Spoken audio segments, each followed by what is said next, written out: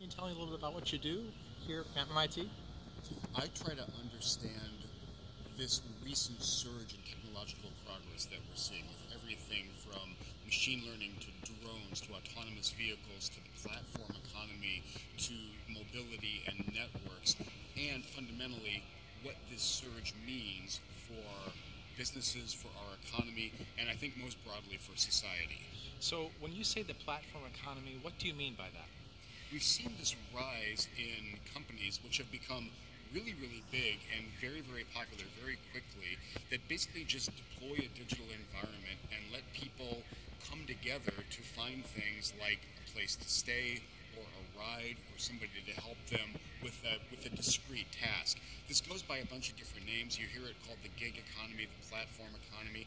I kind of like the spot economy because what these platforms are enabling are a series of very short-term transactions, whereas in the past we might have had to kind of engage in a longer-term interaction to get the same work done. So, the companies people might think of in this context might be Uber, which is ride calling, or Airbnb, which is sharing your house. How Sure. do these change the nature of work or employment? One of the things they do is they offer people, very often people of kind of mid-range education, skill, ability, experience, the opportunity to make some more money. All you need to have is a room in your house to list it on Airbnb.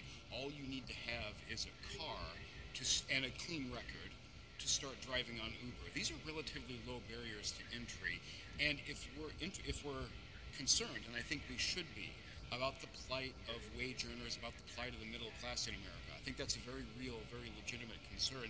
Then I think we should be really enthusiastic about these new kinds of platforms, which are putting into the economy greater opportunities for people to earn a living from their labor or from their assets. And from what you've seen, are people earning enough to enter the middle class or stay there through these kinds of on demand platforms? We don't have great data on that. Some of the things I've heard from Etsy, for example, are that for most of the sellers, the income is supplementary, it's not primary. From Airbnb, I believe the same thing is true. It's additional income for people. I believe the same thing is true for Uber drivers as well. Most of the ones that I talk to have another job in addition to driving for Uber. But that supplemental income can make a huge difference in a family. One of the more intriguing things that I learned from the Uber study that Alan Kruger did was that Uber drivers actually don't seem to pay a penalty if they want to work fewer hours a week. And what I mean by that is, let's say you make 12 bucks an hour as an Uber driver. You make that if you work 20 hours a week. You make that if you work 3 hours a week.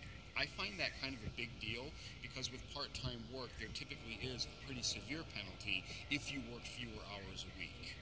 Your parents, my parents, might have looked at a job coming out of college, if they were able to go to college, or look in something coming out of a trade school or apprenticeship as something which gives them a pension, something that gives them health benefits, something that sets them up for unemployment compensation or disability if they get hurt. Um, these kinds of on-demand platforms, these kinds of jobs, do they have that? And if not, is that a problem? They don't have that, and the changes, and I would say the erosion in our social safety net, I believe is a problem for our society. Like you point out, that lots of aspects of the American safety net are tied to your employment status. Your healthcare status has been tied to your employment status. The health of your pension, your retirement ease, your disability, your unemployment. These things have been pretty closely coupled to the industrial era job that we have. And even before the platform economy came along, a lot of that was eroding. The percentage of Americans who get their health care from their employer has been trending downward for a long time. So that safety net has been changing and I believe eroding. The platform companies are not putting that old-fashioned safety net back in place. Absolutely not. So does that mean that one of the topics should be put it, something that used to be in place back in place, try to create jobs like they used to be, say all innovation and disruption is good, let's pell-mell ahead. We're in the middle of a presidential election season here. What are the kinds of policy proposals which might actually help people? Well, I think we should absolutely be trying to bring back good old-fashioned industrial era jobs. I'm just not sure how successful we're going to be at that. What I do know is we cannot legislate full employment, good old-fashioned industrial era jobs back into existence. It flat doesn't work. So we should be trying to create as many of those old-fashioned jobs with really great benefits and health care as possible. Sure. We should also be encouraging different kinds of innovation, and we should be welcoming, as I said, companies and platforms that provide an opportunity for people to earn any flavor of living, supplemental on top of it, supplemental or full. I hear from many free market proponents that these platforms are self-regulating, that they, with vast amounts of data, can tell where the bad actors are, that feedback mechanisms between the customers, people asking for these things, can root out bad service, bad players. Is that something you see backed by the evidence, or we just not know enough yet? I think we don't know enough yet. I think it's really intriguing that these platforms, the best of them, have solved some of the, economists would call it an information asymmetry problem. I don't know very much about my cab driver when I get into his cab. I know nothing about that guy, other than that little, laminated thing that I see. How much confidence should I have in that? I honestly have a lot more confidence in the fact that he's got a 4.8 or 4.9 average rating on Uber when I hop into the back of an Uber car. Now, what I don't think is that means that Uber needs to have no regulation whatsoever about its drivers, for example. Should they have a background check? Should they not be convicted violent felons? Would I be in favor of legislation mandating that? Yeah, I probably would. To me, it's actually surprising how much of that Uber is doing on its own. And again, what I don't mean from that is let's just leave all these platform companies alone because they can be trusted to always do the right thing. That's not the conclusion. So, last question. What's next? We've seen the disruption to our transportation system through being able to connect people with cars. We've seen how there can be resilience built into communities through Airbnb. Obviously, there's a kind of cliche going on of an Uber for something. But maybe that's a short-sighted way of looking at kind of the larger context of automation. So you see what's happening with software and a lot of white-collar jobs, with e-discovery software, for instance, and paralegals, medical transcriptionists, receptionists. What's coming down the pike that people should be thinking about, both to get away from it and to help people who are affected? Yeah.